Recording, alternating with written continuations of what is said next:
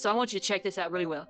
All right. So this says in the summary court order, special conditions of bond, case number 77576, domestic violence first degree, 11/22/21, says I refuse, signed by Judge Kathy Hills. This one says 77576, same exact one numbers.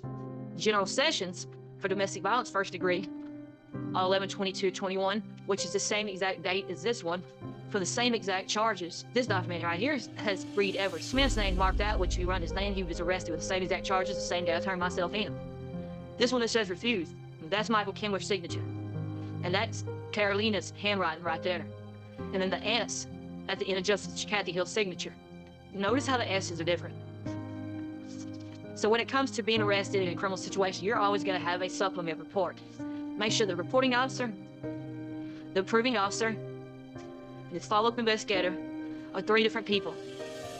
The reporting officer, Michael Kimler, made himself the reporting officer on 11/16/21. He made himself the approving officer on 11/16/21. Then he made himself the follow-up investigator on 11/16/21. On November 22nd, 2023, the Greenville County Sheriff's Department ran up on me and hog-tied me, took me to jail with no phone call for 7 days, saying I had failed to comply with conditions of bond, which I was at that office the same day getting charged. It says the warrant was put out for my arrest for the domestic violence. Therefore, I command you, and therefore to make diligent search instead above named.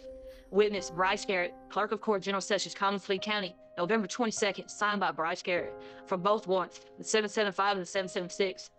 I have never seen that address in my life. I don't know who lives there, but this was a falsified document by Bryce Garrett to have me locked up November 22nd with no phone call for 7 days. This was the affidavit for my arrest on 11/12/21 by Michael Kimler.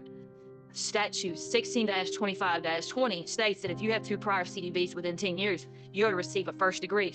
Michael Kimler wrote, the defendant does have at least 2 prior conviction of domestic violence on 11/14/2021. I had a malicious damage to personal property. Michael Kimler lied about statute 16-25-20 to put a first degree on me so he could be alone, my illegal immigrant wife. So on 10/25/21, Michael Kimler came together with Carolina to put these charges on me, but they messed up. He put a second degree and they were going to give me a bond. So he comes back on 11/12/21, puts his initials right there, and then makes it a separate one. Instead of Diana Terranova, it's Diana Robinson now. And you see how it's checked Greenville County, but now this one's not checked Greenville County. And then this one right here has photos, but now this one don't have photos. I believe Judge Kathy Hill, that's when she came up with a second first degree, trying to cover up what really happened with the first situation with Michael Kimler. I was arrested 11/22/21.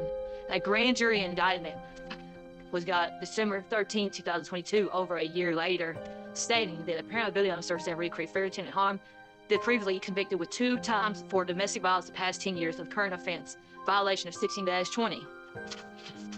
With Michael Kimler is the only witness, and then a year later, Michael Kimler is relieved from law enforcement and is no longer in law enforcement. The notice to attempt to transfer case, which David C. was representing at that time, conspired with Brittany Scott. On July 28, 23, Brittany Scott tries to offer me a plea for 90 days suspended time, serve no firearm, but only puts the 776 number in there, trying to hide the 775 with premeditation, trying to get me to plead the 3rd degree with everything I just showed you. So July of 2023, prosecutor Brittany Scott tries to have me put back in jail, claiming that on July 7th, 2023, the victim received text from an unknown number that was threatening her life, family's life, by a message to let you off the same day. The victim states the defendant has also sent messages. Brittany Scott, in the hearing, luckily Judge Bradley doesn't do it, but when I leave, I get the text. Brittany Scott uses a fake Instagram account to try to revoke my bond, trying to cover up what happened in Greer. But my deal is, who was this original prosecutor who started all this? It looks like Megan, white girl's name, and then they handed it to Brittany Scott, the black girl, to make her look bad because the white girl screwed everything up because we got Jim Crow ass shit going on in South Carolina. And I want you to get an idea what my hands have happened. So this is my hand where I fell off the bed. Look at my pinky. This is me sticking my hand straight. It's no act. And then here's where the canine ripped me open. And these fingers no longer work well. Can't even hold a lighter to light a lighter anymore with this hand. I can't even play guitar with this hand.